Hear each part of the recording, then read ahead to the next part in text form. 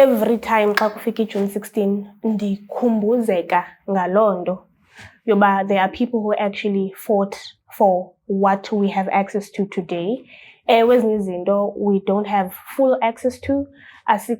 I would personally say that asikabikho totally free, ne? But ipati yabo bayidlala, and I think it's just a day where we can be grateful for into abasenzela yona. Babe brave. Baye babonisa ubuqhawe babo bakwazi babathi bakwazi ufela isizwe sabo. I think it's a day we must commemorate. I think it's a reflective moment for us to firstly honor the children who died, because there were kids who were killed, and we're talking high school kids. And of course, you would know Hector Peterson becomes the symbolic figure of June 16. My perception, my concept is different with regards to how we celebrate in South Africa is in general. Because I find that zonke holidays they have to do with celebrating the death of our black people, you understand? Like every holiday we in South Africa in a representation of certain death. That's why holiday. June 16, human rights, so I don't feel like we should be celebrating ukufa kwethu. And yet, while we're celebrating society, we are still having it. Isaqhubekeka isenzeka nangoku. Okokuqala man ngifuna ukuthi yabo uba ililizwe nyanya licha malinikwe abantu abatsha, because as much as sithi thina siku democracy, le democracy ithethwe ngabantu baka 76. We are still struggling, and people to be blamed are the political parties. Because ngabo abantu in power to make a difference, of which they ignore, more especially when it comes to it in the youth. The youth of today is really apolitical. When I say apolitical, people hate politics as anything. You know? It's not our thing. We're not political. Without understanding that everything is political, everything is determined by politics. Politics affect all aspects of life. Where you go to school is determined by politics. Where you live is determined by politics. What you eat at night, etc., etc., etc. So the youth of the yesteryears understood the importance of being politically active, the importance of engaging in political activities of resistance, of fight against injustices. So the youth of today really is really has degenerated politically. Youth yango 1976, they fought in the apartheid party. They were fighting white people, the system that was used by whites.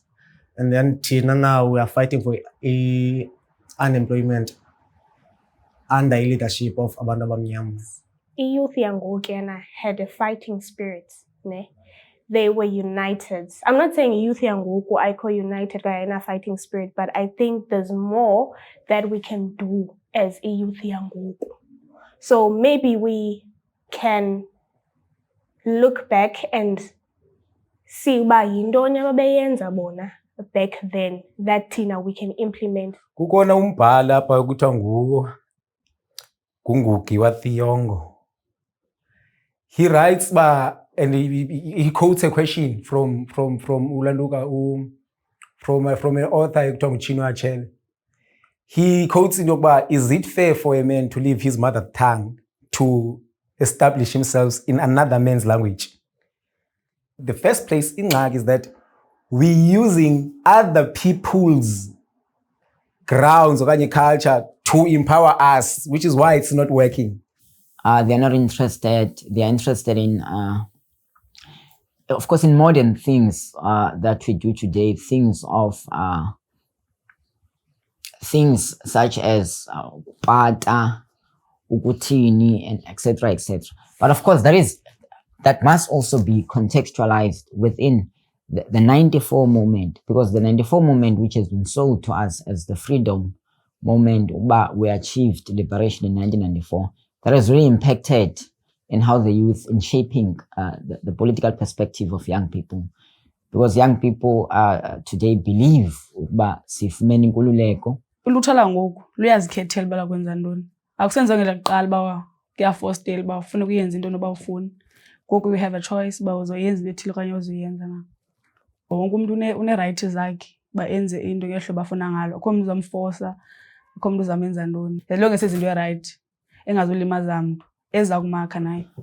Mandela wasinika inkululeko, whereas our lived reality, our lived experience does not reflect people who are free, does not reflect a people who are liberated. So there's the 94 movement at the level of confusing young people, the so-called born frees, because that's what they are called, post 94. That has really left a very palpable damage at the level of their political outlook and how they look at things. Must be fearless. Umdu makayilwele into ayibona i-right. Ne? Masingafuni uhide behind andiyazi ntoni, but let's just be confident and fight for what is right, even if it means bana you lay your life down for into right. The key lessons for me is that we will not end injustice, we will not get redress, we will not get reparations, we will not get what we deserve without a certain level of determination to fight, a certain level of organization on our side. It's like fighting against a system of injustice or a system of power. It's like climbing on top of a tiger. You don't get off because you're tired. It's either you fight or you are completely defeated. I think that's what it takes. And if you're not willing to give up your life to end injustice, then there is no end in sight.